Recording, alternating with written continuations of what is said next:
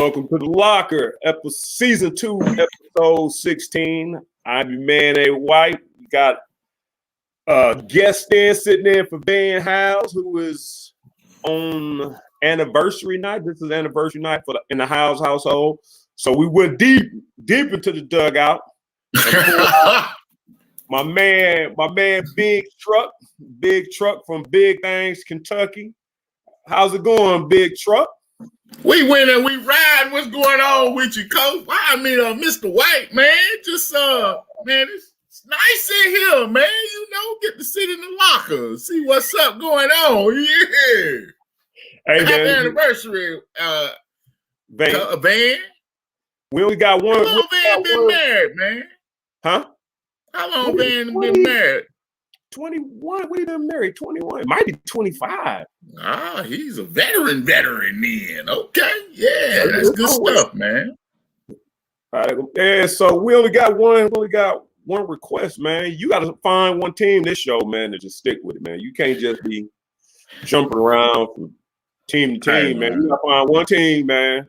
Stick with it. Hey, I got two teams playing right now as we speak. We got the Michigan game on and Baylor. You know, them two of my picks for that tournament coming up. But we'll see, though. We'll see. The Gonzaga ain't on your list? I like Gonzaga, man, but I just don't have no faith in them. You know what I'm saying? They kind of like a UK football team. You just waiting on them to mess up.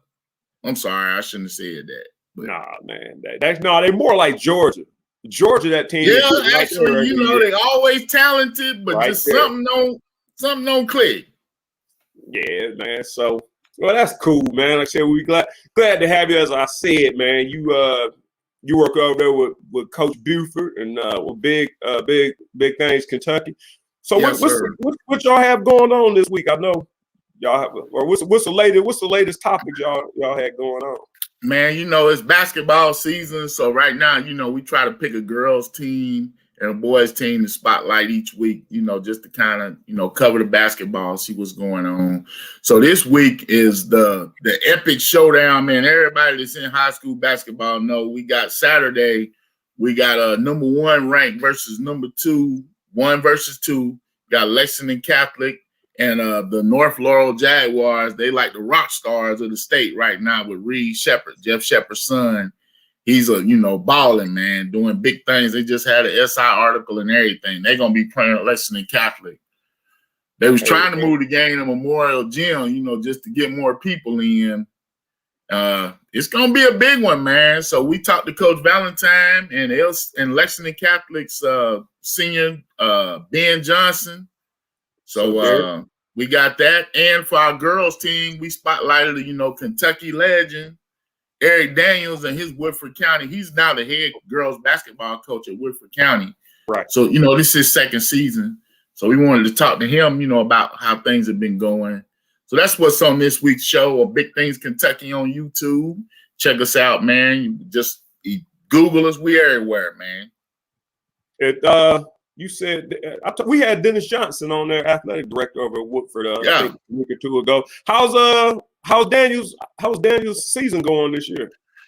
Well, this season, like he said, man, it's been rough for him. He's in a tough region with Anderson County, which is basically the number 1 team in girls basketball. He lost pretty much his whole team, so he's rebuilding. And you know, one thing we've learned this season is if you got a young team in this COVID year, you hurting, and that's what's going on. They done had a couple of quarantines, and he's replacing 8 players from last year's team. So I think they got like 4 or 5 wins. It's been a slow struggle. Yeah. But one thing he said, you know, with the AAU circuit, it kind of, you familiar with AAU, has helped you a lot in this COVID season because you basically coaching on the fly. You know, you're not doing like you usually do. So the guys just showing up, or guys and girls just showing up and rolling the ball out. I guess that's AAU and anyways, man. Basically, like, you know, a lot of coaches we talk to, you know, it's like they scheduling games basically 1 or 2 days in advance. You know, ain't no scouting report. We just got to line up and go. Right. Yeah, man.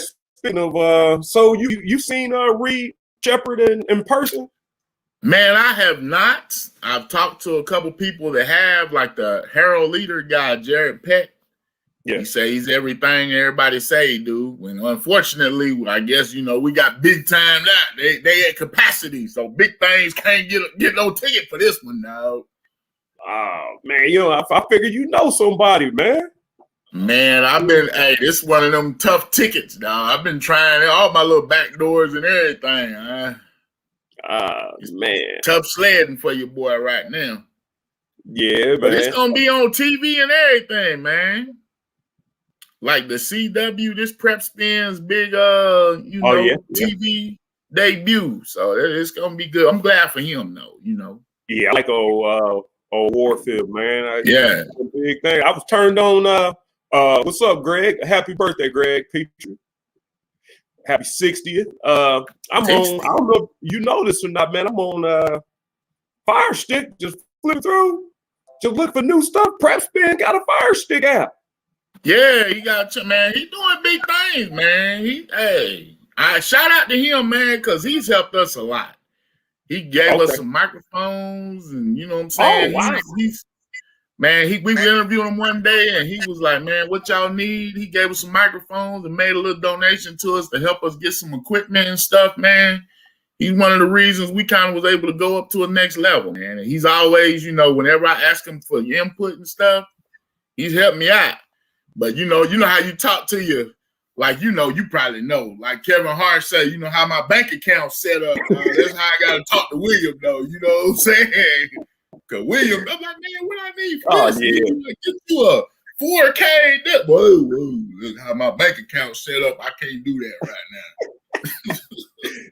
Yeah, somebody a while ago. This is funny you said that about William, man. Back probably 12 years ago, man. Like I had a studio on my home where I record music and stuff. I had some people who local DJs come through, not to use my equipment or nothing, just hanging out. Yeah. They was like, hey, but it's basic as can get. Basic as basic can get. But I do, I was doing my little thing in there, and they were like, they did the same thing to me.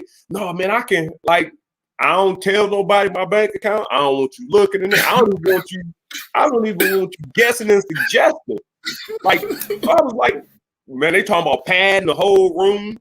And I'm like, man, just the padding alone, I'm talking they $1,000 for this, $1,000 for that. And I was like, well, this is kind of a hobby, man. Like, I don't want, but during that time, I was doing a talk show, kind of, but this was way before, the internet was real popular. And William Rex to me, man, just on a humbug, was like, hey, man, if you ever need anything, man, he offered me, basically storage where you can, record longer and stuff like beyond my, he's like, you need anything, let me know. And I was like, man, just out of the blue. Just good guy, man. Just real good guy, man. So I'm always, hoping the best for him. That's why I like to see him move up the ladder, man. Yeah, definitely. So yeah, man. Shout out to William, man, doing this thing over there in Preps, man. If y'all get a chance, check it out. Like I said, the Fire Stick app on there. So if you're game of the week on and you want to check it out, I went on there and they had an interview with Goose Givens on there, and there's a lot of, and right now they have some archive stuff you can go on there and check out if you're just sitting on the couch and looking for some stuff to watch, man. So yeah, if you get a chance, man, give Prep Spin a shot, man, and show them guys some support, man. Keep doing what they're doing.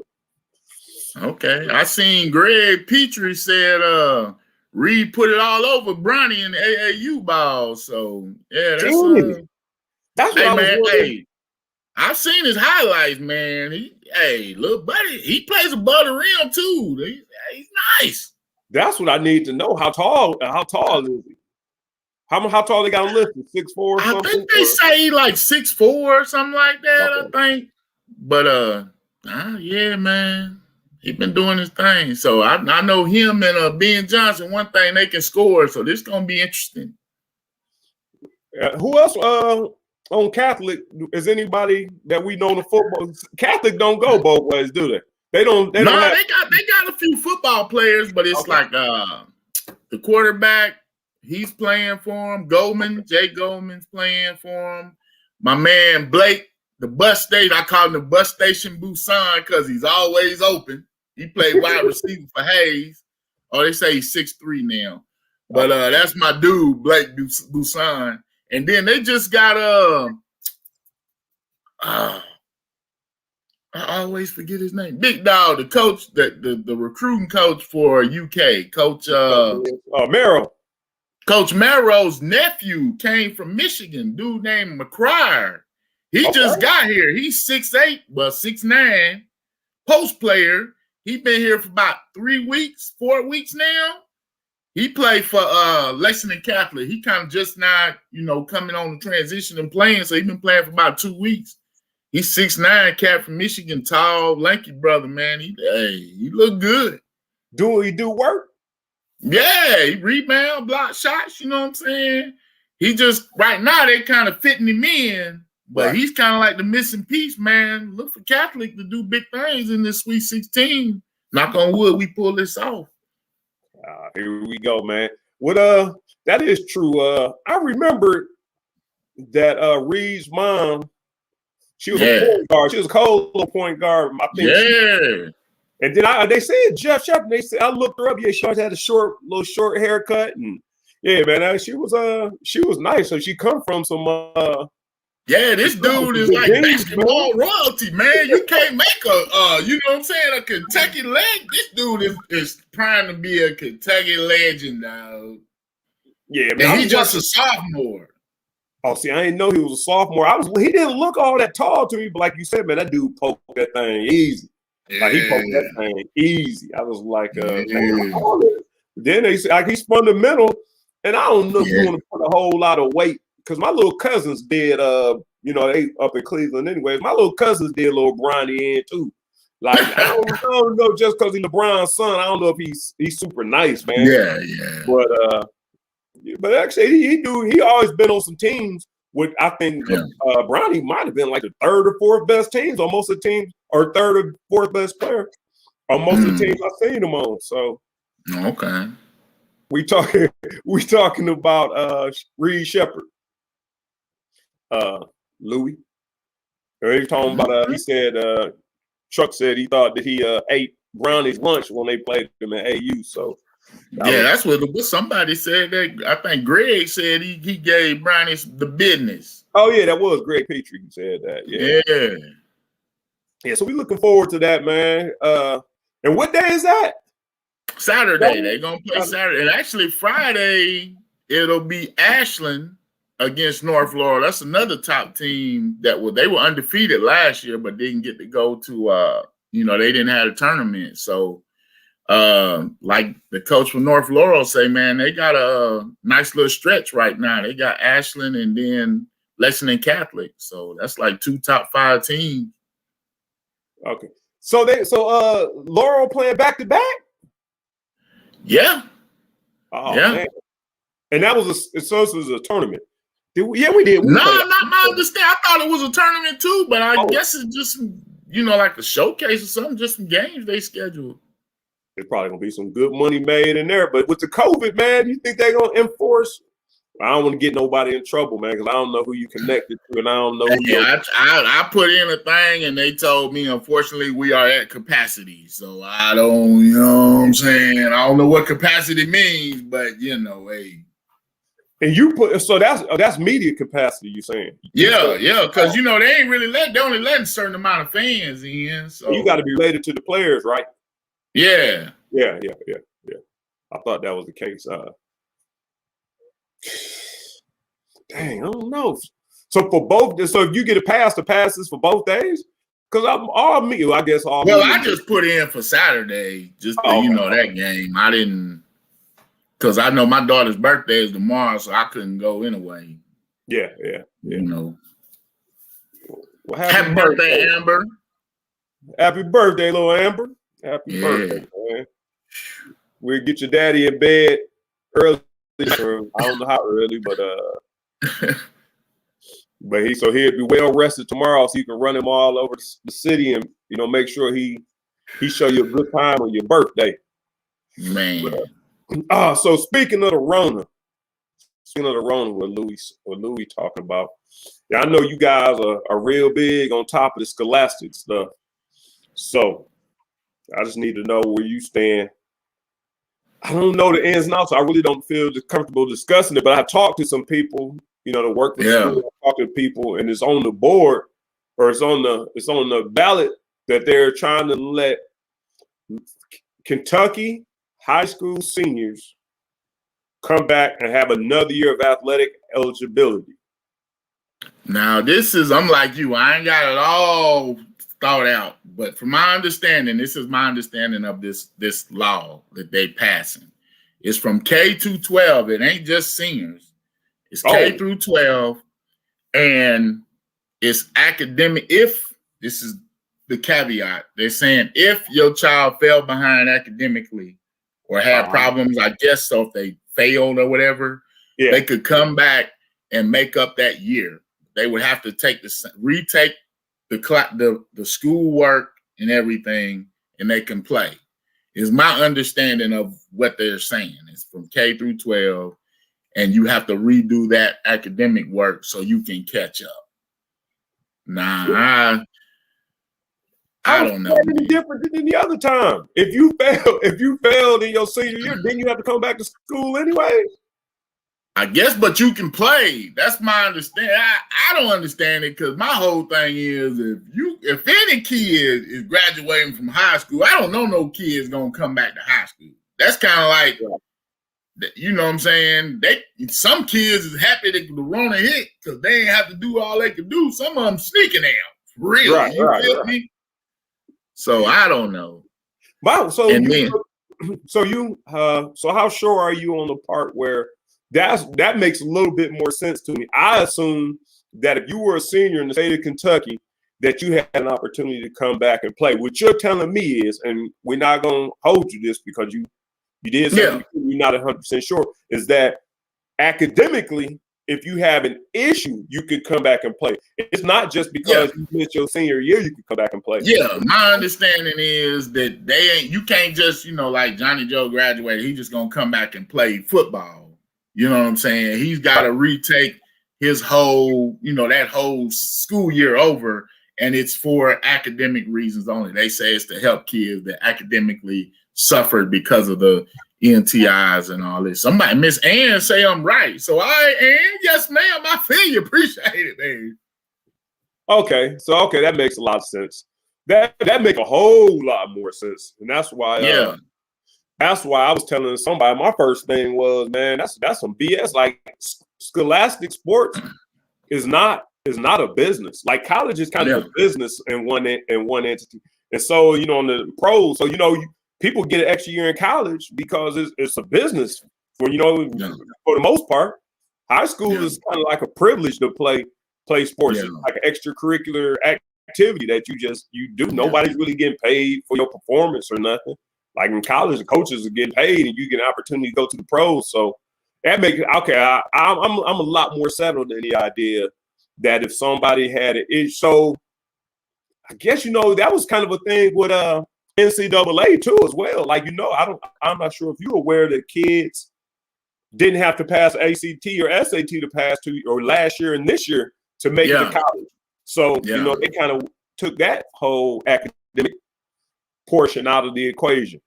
Yeah, I know a lot of schools is doing that because my oldest daughter is about to be a senior, and she's like applying to schools, and a lot of them have waived the ACT and the SAT. So.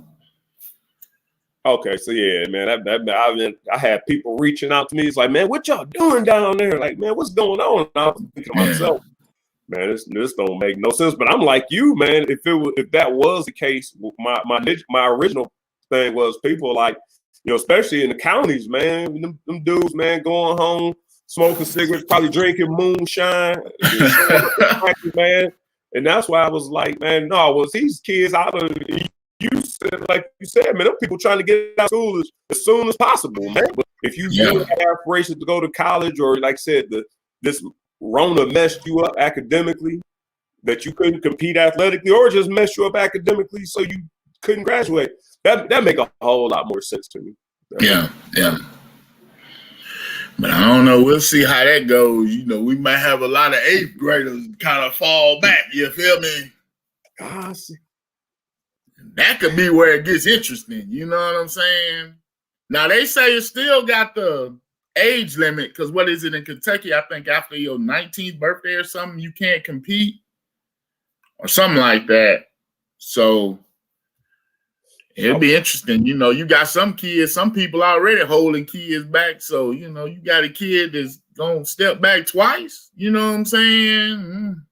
Yeah, that's why. And that, well, but like I said, they're going to be done at 19 anyways. Then I guess they just trying to expire, man. Me and somebody else talked about that. And I was like, we talked about that. I would be pissed. Like, I would have been pissed. Like, I'm young for my grade.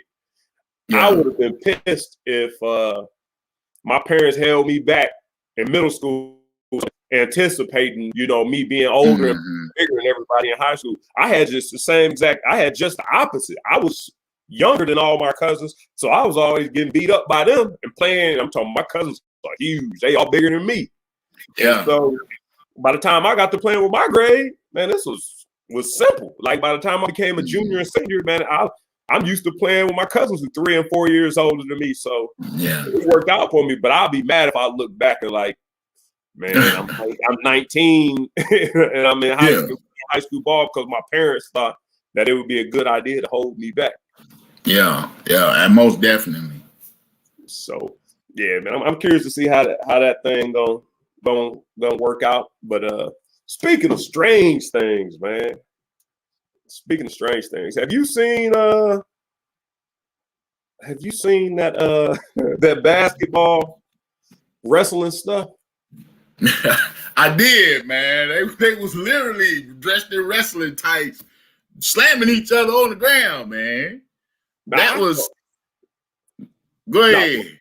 I thought that was crazy as hell because I thought maybe, you know, they'd be on there, but dudes was dropping people, clotheslining people, and they on the hard floor. Like what was that slam ball they used to have when they used to jump on them mats? And now if they had them on mats and stuff and playing like that, I could see.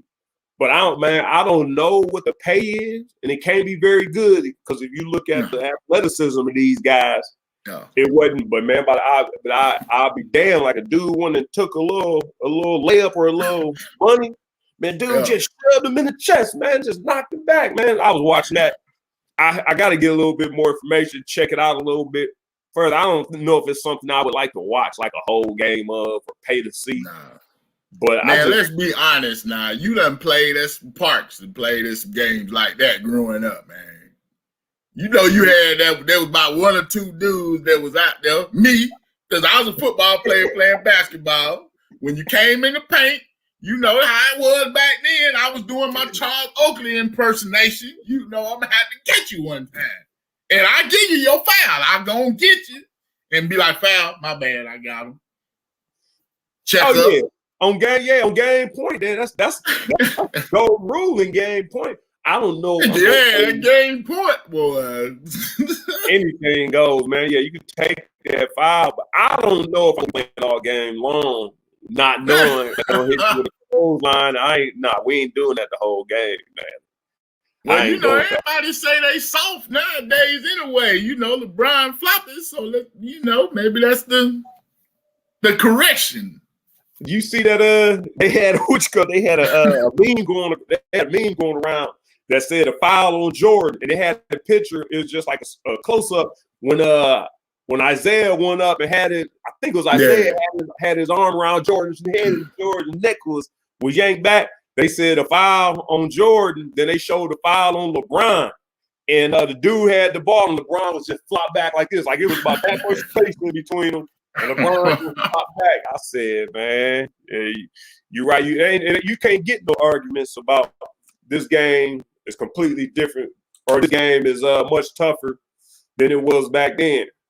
Like the game checking and the flagrant, man. Now, if they fouled the way they did back then, them dudes would miss 4 or 5 games. I'm talking that's just no regular common foul. Like a common foul back in the 80s and 90s would be suspension these days, man. So yeah. And say they soft.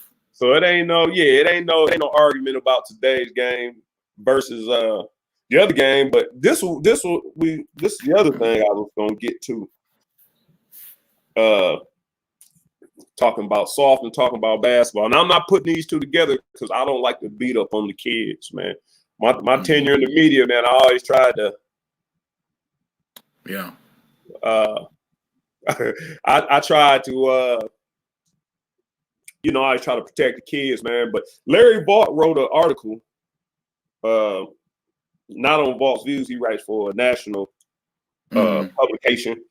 And so check him out on Twitter. Look up Vaught's Views, Views on Twitter and he had some quotes that he had from Devin Askew at the beginning of the season. Like he stated that he had these quotes and he interviewed him a long time ago, and he just didn't post them out. I mean, he didn't write a story about it just because he wanted to see how it's going to play out. Now you tell me how you feel about this. In the article, Devin Askew says, and I feel some kind of way about it. I just want to see what your opinion is. That he doesn't regret coming to Kentucky, and he don't really feel bad about the things that's going on. Where he enjoys playing the game because he enjoys putting the jersey on, going out there, going to war with his brothers, and having an opportunity to play ball at the University of Kentucky. Now, what I take from that is Kentucky is not a place that a basketball player comes and says, you know what, man, I want to, I don't know if you remember back in the 90s when they used to at the Seton Center, and Derek Anderson, Tony Delk, all them dudes be running on that far court down there. Everybody can't play on that court. You can't just walk over there. I mean, Ryan Mercer, Derek, you can't just walk over there saying, hey, we got next. No. They pick who's going to run with them. Yeah. So I'm saying, I mean, there's a lot more layers to it, but from just the quotes at face value and the performance that Devin Askew is putting out there, how do you receive that message? Man, I mean, I think, they kind of, for one, like I said, this COVID year, first of all, we had COVID. Then Cal had a whole bunch of staff changes. You know what I'm saying? This was kind of like the perfect storm for it to be a down year for UK. You know what I'm saying? I mean, when you do one and dones, the whole thing of that is making sure you get these kids and working with them. That's why he likes to, whenever he gets a chance, he goes over, gets the overseas trips, to get more time with them. And those are usually his better teams when he can do that. So, what I mean, man, I think a lot of people are they say fan is short for fanatic, and a lot of people put so much pressure on these kids, man. You got to realize he's still a 19-year-old kid. 18, 19, whatever. They say he reclassified, from my understanding. But I was also told, he was also, that still doesn't make him 17. He's actually older. Right. So, man, I mean, and nowadays, man, these kids, they get so puffed up with that whole, recruiting stars and everything. And they come in, and when you recruit them, they make them think they the tops of the world, At the same time, you got to come on that court and play against a grown man.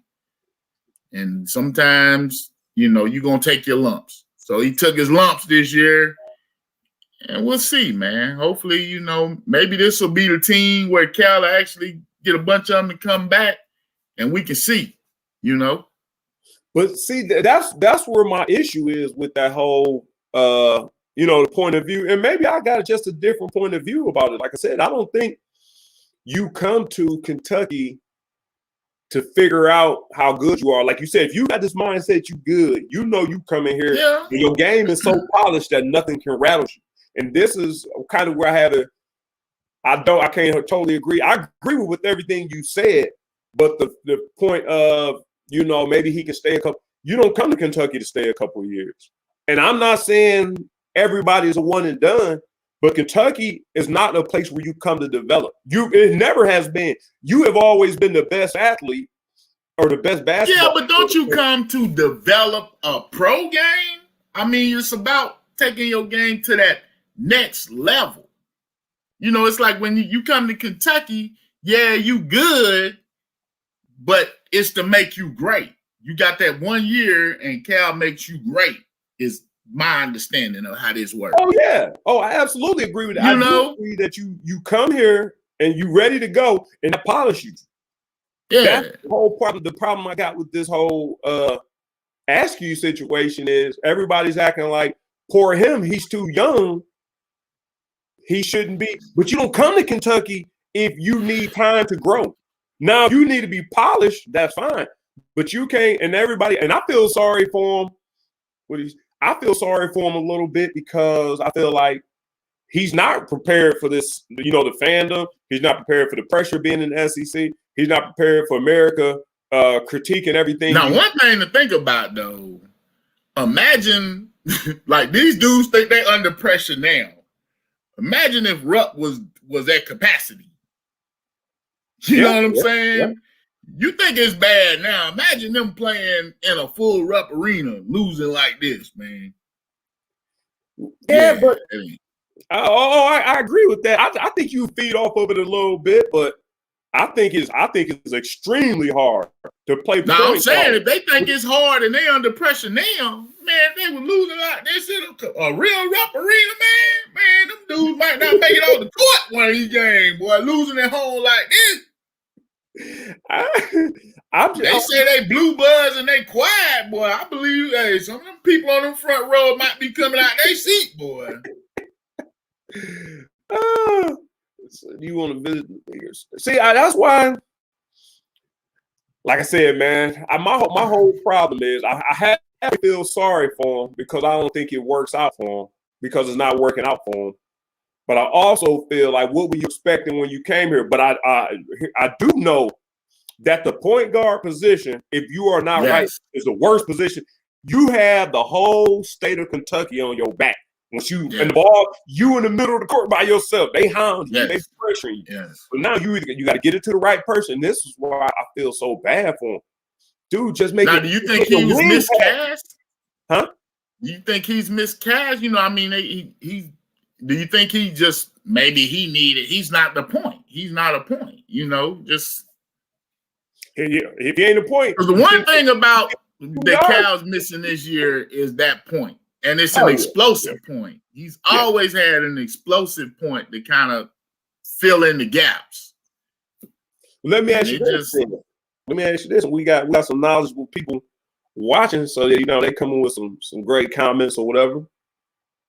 From what you said, and did you watch the last game? I don't know if you watched the last game. It's Ole Miss. Nah, you know me. I can't really put my support behind a program that's subpar right now. I done put my UK gear up right now. You know what I'm saying? I'm sorry. If they make that Kemba Walker run, I don't want to hear nothing. If they make that. I got one shirt hanging up in the closet because we always get a tweet. I got a shirt in preparation. This ain't. I'm gonna support a little bit. Here you but go. What happened? Hold on. What happened the other game? What happened the last game was we started off pretty. No, they started off getting their head stumped the first 4 or 5 minutes. Yeah. We jumped back into it. We back and forth. Dude, the second half, he moves Davion Mintz to point guard. We rocking and rolling. We win and we ride. We win and we ride. So.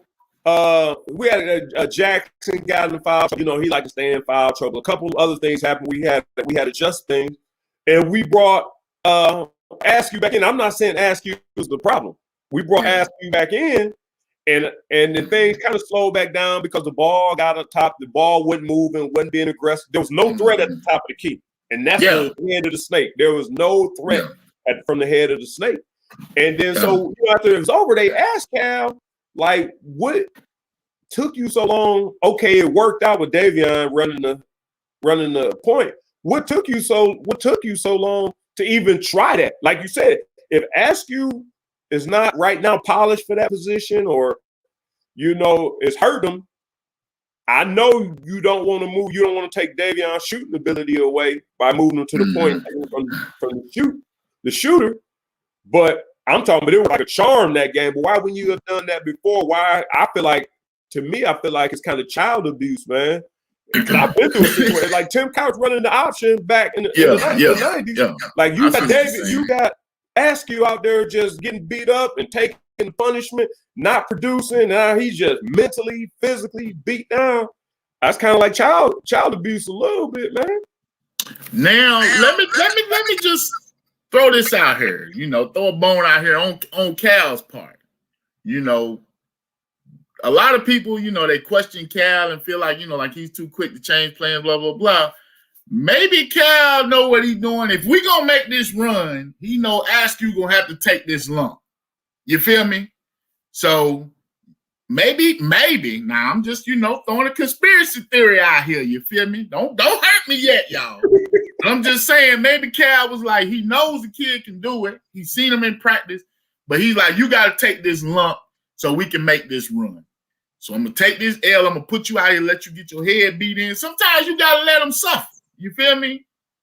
Yeah. So maybe that's a problem. Maybe, and everything we saying, too much dribbling, not enough movement. Now Cal can sit him in here, put this tape on, and be like, we did it your way. You see what I'm talking about? This is blah, blah, blah. Let's do what we got to do. Make this run. Then I can bring my shirt out the closet. So let me ask you this. And I'm going to see how you're going to follow it up. If you are Devin Askew, do you return to University of Kentucky next year?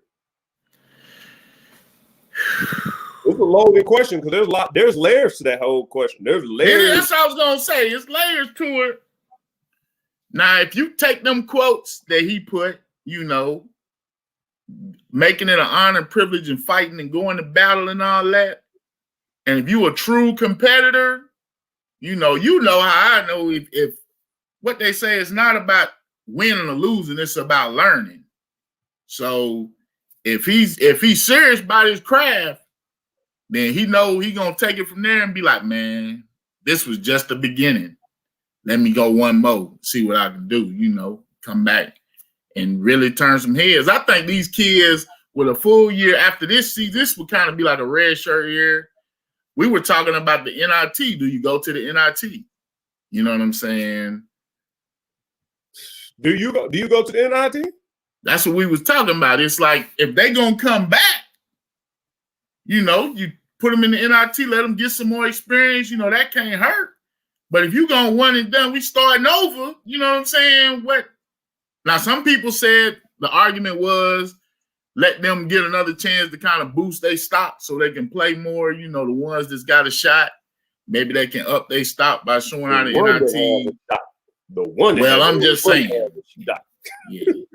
No, but there's no way I can twist it and turn it to say that they shouldn't go to the NIT. If you've been taking lumps all year, you obviously need the competition. You obviously need the reps. So you got to go that way. Now, I'll tell you this much. If you think Devin Askew comes back, and I'm not against it, I don't mind if he does. You think Cal is recruiting another point? I can't remember what the guy's name is. The highest guy, the point guard is supposed to be having come in next year. But I was going to ask, what's the class looking like now? How many have we got? Many commits because I'm not up on the recruiting like that. Yeah, I don't. Jackson top 10. They say Jackson's top 10. Yeah. Jackson, like I said, they said Wagner's son, I guess Clark. No, Clark. My whole thing is, it's gonna come down to spaces. You feel me? So you got people that can come back, like Sar can come back. You got, and one thing, I'm just saying, we know Cal knows. Cal's like, if he got somebody coming, you got to go. Oh, yeah. Yeah, absolutely. He gonna clear house. So it's really about how do these guys fit into, what he's recruiting and, because you only allowed so many slots. So that's why I'm telling you, that's what I'm telling you. Does Devin Askew come back? Like if Devin Askew comes back, what point guard, put it like this, I'm going to break it down into football terms. If you got a quarterback, I'll say the quarterbacks we had this year, Joey Gatewood didn't really blow your doors off, and both. I mean, apparently Bo probably gonna be better given in a different offense or whatever. But if you bring a Tim Couch in, does Bo say, "Well, I'm gonna wait another year"? And you think Tim Couch is gonna say, "All right, I'm gonna come and wait for Bo"? So my point is, we didn't see what Devin Askew can do. The point guards he got coming in next year, you think they coming in to sit behind him so he can get another shot at it? That's why I'm saying, does Devin come back? And it's kind of on your point. Does Cal say, like you said, does Cal have a spot enough to keep Devin and the other keep Devin in and bring other point guards in? Or does Devin do himself a solid and be like, you know what, man, I appreciate that, coach. I'm probably better off over here at whatever school, man. Well, one thing we know for sure. Oh, go ahead. No, man.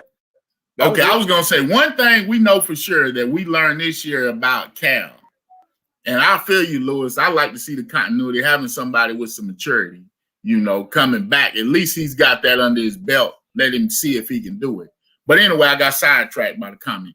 One thing we know for sure about Cal, though, is if he will take potential, he will play potential over your talent. You know what I'm saying? Like all season, everybody was like, play the local kid. I can't remember. Allen. Dante Allen. Dante Allen. Everybody's like, play Allen. But Cal waited to the very end. He was waiting on your boy. Which one was it? Boston or whatever. He felt like that kid, the kid he kept playing over Allen, he even said it. He felt that kid was more talented, so he wanted to kind of give him every chance to prove himself to the point where he had to play Dante Allen. So Askew may be a better player, but one thing we know, if Cal feel like this dude's got more potential, he gonna ride with that potential. I feel like that's what he's showing us. I think it's with a hype train. If it's a hype train, then that's how Cal thinks. Yeah, that's what I'm saying. To maintain his recruiting standards is by playing them guys. Yeah. Since you brought it up, where you at on the Dante Allen train? What's your thoughts on the Dante Allen train? Did he come in, do his thing, and he get the short end of the stick? Did he come in and do his thing? That was an anomaly, and he needs to stay on the bench? Do you think he needs to start? Do you think he need more minutes, or do you think he need to be used right? Man, I think Dante Allen is a quintessential. Some people gonna take this debate. I think he's a 4-year player. You know what I'm saying? And first of all, he came in. We saw him in high school. We actually interviewed him on our show one time after a game. And the thing about him, and you know this, when you go to a game, if you see a really great player, you'll almost be watching the game and be like, he ain't really do nothing. You know what I'm saying? If he ain't really dunking on nobody or something, but then at the end of the game, it'll be like he had 42, 10, and 8. And you'd be like, dang, it didn't even seem like that. I remember watching Tavon Hollingsworth, you know what I'm saying, from Dunbar. The first game I saw him play, I was kind of like, he made a few shots, you know what I'm saying? But you don't realize it. Then you look at the stats and you like, he went for 35 and 10. And you like, dang. Yeah. So when we saw him play, it was kind of like that. Like I left the game like, it was kind of like, man, I ain't really see it. But he ended up having like 30-some points and, and it didn't even look like it. Would you take Hollingsworth over Askew? Randy, I mean, not Hollingsworth as a 3rd-year player, but Hollingsworth, where you see him coming out of Dunbar and where Askew is right now. See, man, that's one of them. Oh, you get into them rankings, you got the local kid who's good, but then you got this national kid that you got them national rankings and stuff. Now, me seeing Hollingsworth and what he did, I probably would have took him. Hollingsworth got a little dog in him, though? Nah, that's what I'm saying. I seen the kid play, and then to know, he did that from Lexington. Right. I'm finna get in trouble. I'm gonna be quiet. I probably should be quiet. All right, because man, if a kid can take a Lexington team and win in the state from Lexington, that's a dog. Yeah, that's a dog. You feel me? You know what I'm saying? In anything, man, because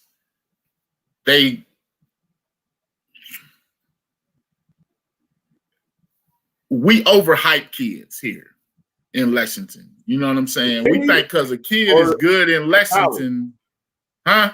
You saying that, I'm trying to clarify your statement. So when somebody's good in Lexington, you saying they overhype nationally or just for the state? Or are you saying that people in Lexington overhype other kids? People in Lexington overhype local kids. Okay.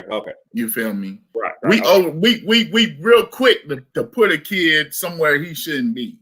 You know what I'm saying? Right.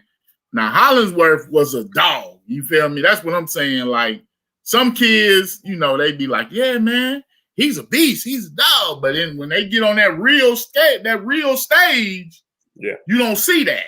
You feel me? When they get outside of Lexington, you don't see that a lot of times with the Lexington kids that people say is really good. But Hollingsworth, he took on the nation, dog. And he did his thing. I was impressed with that kid from day one. Like I said, the first game, what made me impressed was that I when I watched it with my eyes, I was like, man, I don't know. But then when I saw the stats, I was like, oh, okay. That's how I know a kid's really good, when they can sleep on you like that. Yeah. If that makes sense. You know what I'm saying?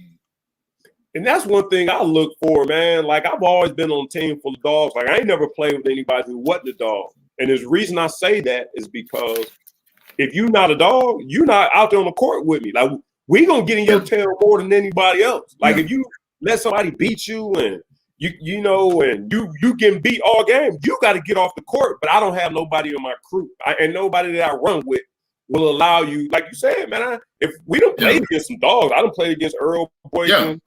We play against Kevin Garnett and AU, Damon Springer, Melvin Levitt. I'm talking about, this is my 2 years in varsity. I'm talking, we played against dogs. So I'm like, but our dudes already knew. Like, when dude, man, we collapsing on you, you coming down with a hard five, we sending a message to you. But I don't like the fact that we on the biggest stage in America over here at Rep Arena. And that's why I say dog. Like, dog don't mean that he can score 50. Dog mean when the getting gets tough, you gonna tighten up. You gonna get going. You ain't gonna go high. You're not gonna let the pressure get to you. Like, I might still miss some shots, but I guarantee you one thing: on the defensive end, you not scoring no buckets either. So if I miss in the game on the line, you better pass the ball. You ain't scoring on me if I miss the shot. So when I watch Boston and when I watch Askew, and I'm not getting mad. I'm saying they might be basketball players. Like let me think somebody in the NBA that's got a really nice game, but when the going gets tough, Murray.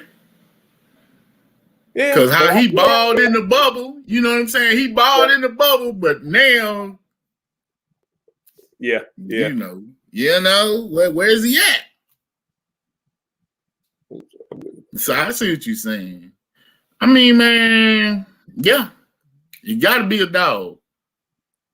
Yeah, and man, a lot of cats don't have it, you know, and you see it when they come out of that. You know, it's one thing to be a dog on your front porch. It's another thing to be a dog in the yard. You know what I'm saying? And that's the whole point I was making about when you come to Kentucky. You can't come to Kentucky and think, I'm a good basketball player. I'm a good basketball player, and I'm going to succeed. Yeah. Like, you got to think about it. Even on the '98 team with Shepard and Padgett and all them dudes, like, they wasn't nothing like the '96 team. The '96 team was full of NBA players. Yeah. The '98 team, Ron and Wayne Turner and them, man. I don't know if Ron was on that. Wayne was leftovers. Yeah, like they wasn't about to give up on no game, man. What? We still got time on the clock. So that's kind of why, you know, I just feel the University of Kentucky as a basketball school, that's why I compare them to Alabama. You can't really come here and expect the other team, the fan base, you can't expect nobody to turn the heat down on you. If it got one thing, I agree with you on that. And I said this earlier, me and another dude was talking about this. I felt like this class these dudes came in watching all that success, and they came in with their stars, and they was like, "Oh, we finna be the next one." My man Bew, welcome back, man. I see you. Hey, Bew's all about the dogness now. He can't stand these kids being nice with each other and everything. But anyway, like I say, they came in here thinking they was gonna be the next ones in line, and like you said, you gotta, when you come in here, you better come ready for what you prepared to be. And I don't think these dudes knew what they was getting into, and they came in thinking they was good, and they was a year away from the NBA, and reality smacked them in the face. And it's like, nah, player, you ain't a dog yet. You done played against. You was a good kid in high school. You was 6'9", taller than everybody, running faster than everybody. But now you at UK, like you said. This is prime time, baby. It's prime time. So they didn't answer the bell. That's one thing I can say about this class. These dudes didn't live up to the hype that they were supposedly, they ain't bring their stars with them when they came. What you say about, man, like I said, I like what Buford said, man. I watched some highlights of Boss. Boss wasn't all that tall, though. Boss Boone, though, huh? Yeah, nah, he wasn't. He didn't meet the measurables. Yeah. That's kind of what put Tavon Hollingsworth at WKU versus UK. You know what I'm saying? They don't look at the kids that, when you D1, and I heard of somewhere they say if you start with an exception, then you have a team full of exceptions. So, they pretty much, once you don't hit the measurables, a lot of teams don't even look at you. Yeah, the one thing that a lot of people keep saying, and I said it in football, and I think it does affect them in basketball some. They saying COVID messed them, and I'm sure COVID messes up, the scheduling and probably some of your mindset and some of that. The one thing I can't get through, and I don't know if Askew was ever a shooter. I don't know. Everybody said that BJ Boston was a shooter. Dude, yeah. I don't know for a fact, but if I'm at the University of Kentucky, like I said, that heat getting hot. We in COVID, so coach ain't practicing as much. But I know you can get over in that craft center at 12 o'clock at night. They don't care. I mean, you ain't in bed at 12 o'clock. I'm sure they're not getting like Mitt said, he came to Kentucky for crowd and all this, and I mean, it ain't what he expected to be because the fans and stuff ain't there, and the COVID's messing up. But you can get up 500 shots a night, and if that is my art, and that's what I aspire to be, an NBA player or a knockdown shooter. I'm getting up 500 shots a night in the middle of the night, or getting up at 4 o'clock in the morning before we practice. I'm getting up those shots, and I don't think them guys are doing that, man, because they coming out looking the same way all the time. Like the only player on that court, I think they got any dog on them. Well, I think bona fide bulldog is probably Davion Mintz. I think Jackson got some dog in him. I'm not sure what kind. I'm not sure what kind of breed. Because he athletic and he do a lot of stuff, but I think he mentally not tough enough. He pick up too many fouls. Yeah. You got to know my team needs me more and not pick up them fouls.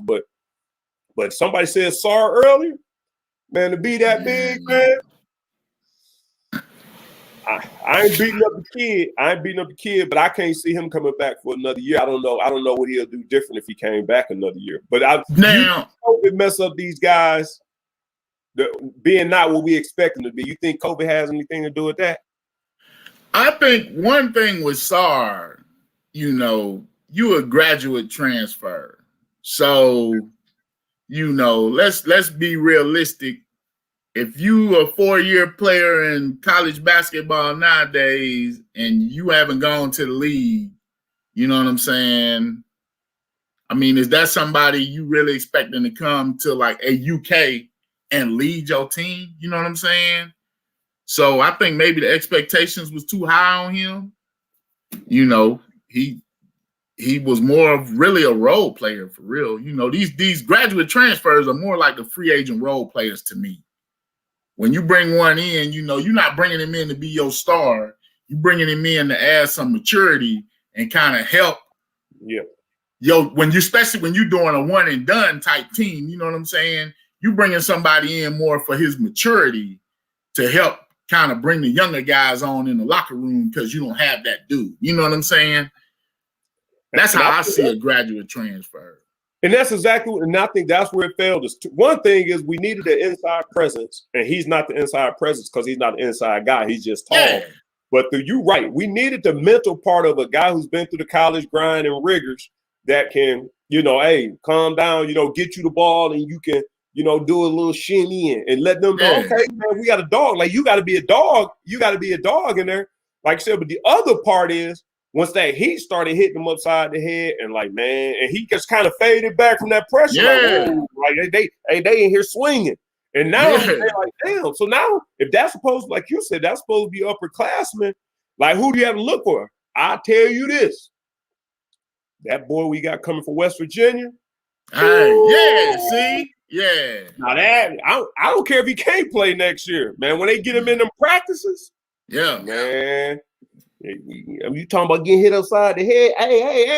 Hey, man, come on, man.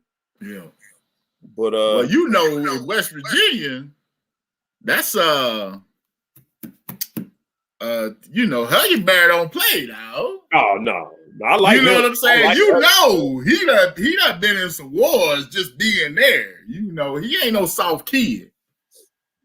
Yeah, and a lot of Kentucky fans don't like Huggy, man, but I like Huggy, man. Huggy, I love his style. He came to our school recruiting Posey, man, and our coach kicked him out. so every coach I done really been around don't like Huggins, man, for some reason, man. But I like him, man. I like that old Brian go get it. Like him and Patino kind of on that same level to me, man. Yeah. Just go get him. I don't care what kind of basketball you play, just keep that heat on them, boy. Yeah. Just keep that heat on them, man. But shoot, man, it showed them went quick, man. We done wound it all the way down to the end, man. So you ain't riding with the Cats because they ain't winning, so you ain't riding. So before we get off here, you trying to nail me down, man.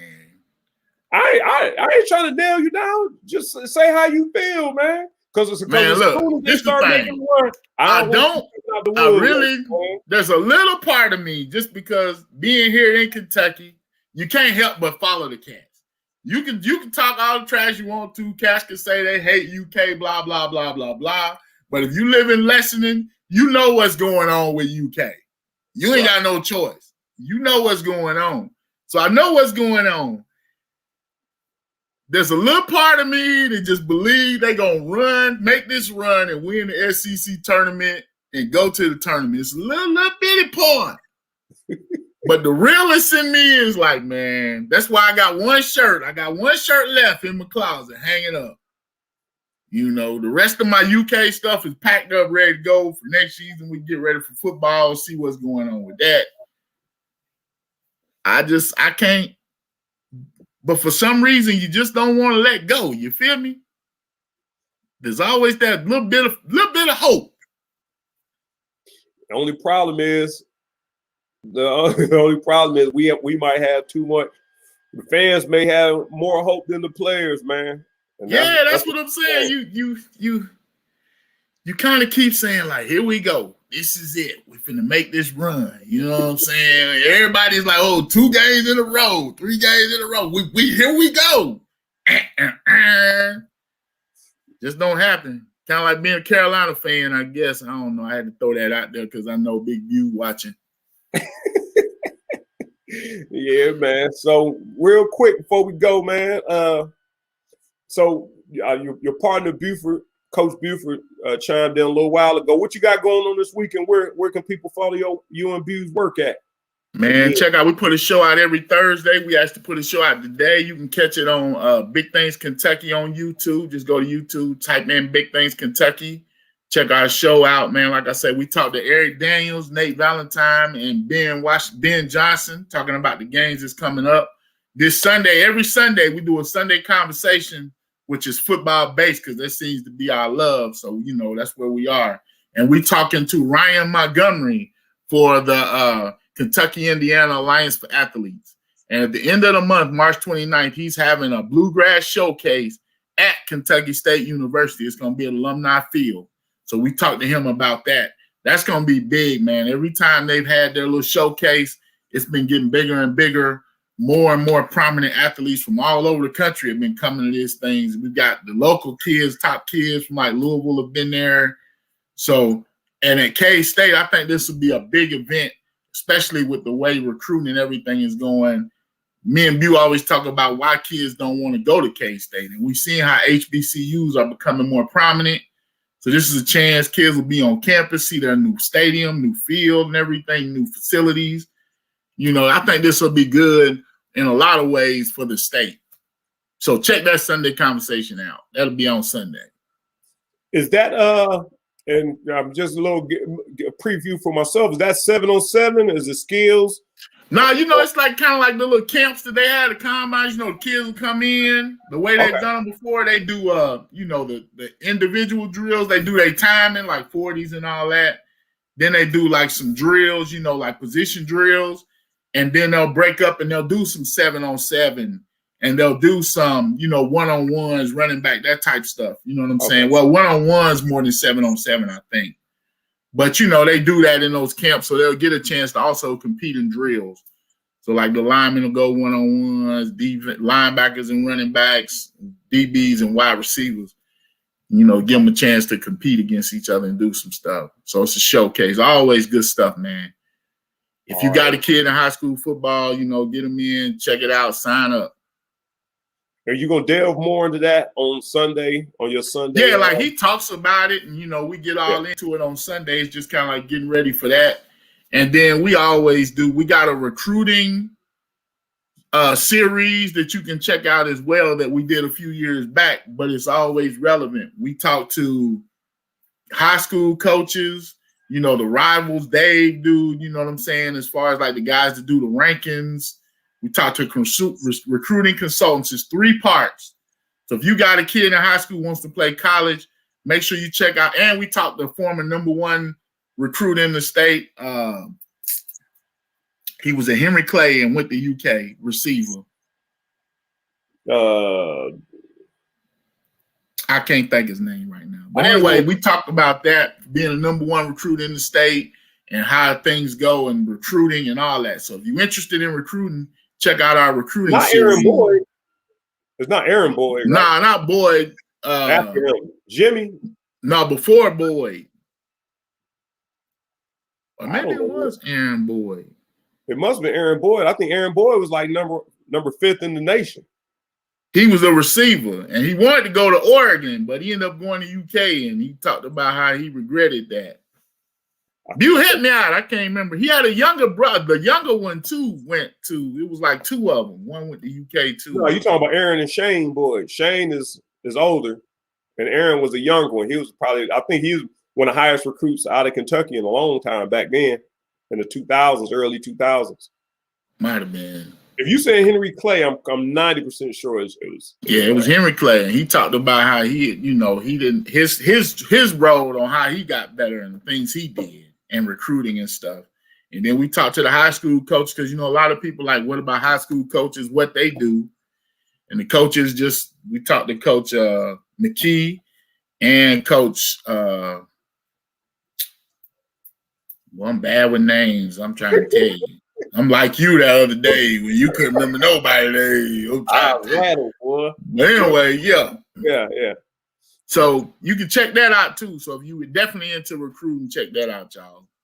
And all your stuff is still on YouTube. You can go back on YouTube. Yes, sir. On YouTube, all the stuff we talk about. If you missed anything, we can go check it out on YouTube. Big Things Kentucky, like you said, all social media outlets. Yes, sir.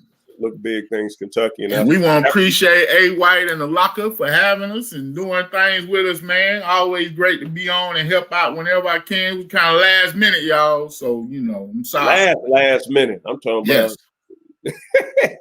I did my best, though, and appreciate it, Derek. He said we did a good show, so that's good, man. No, I appreciate you, man. Always good stuff, man. I'm glad that you didn't bounce around from team to team, man. We got you grounded we had you grounded for at least an hour. So hey, that's a small victory. I'll take the small ones here in Lexington, man. That's all right, man. All right, man. Truck, man, I appreciate you, man.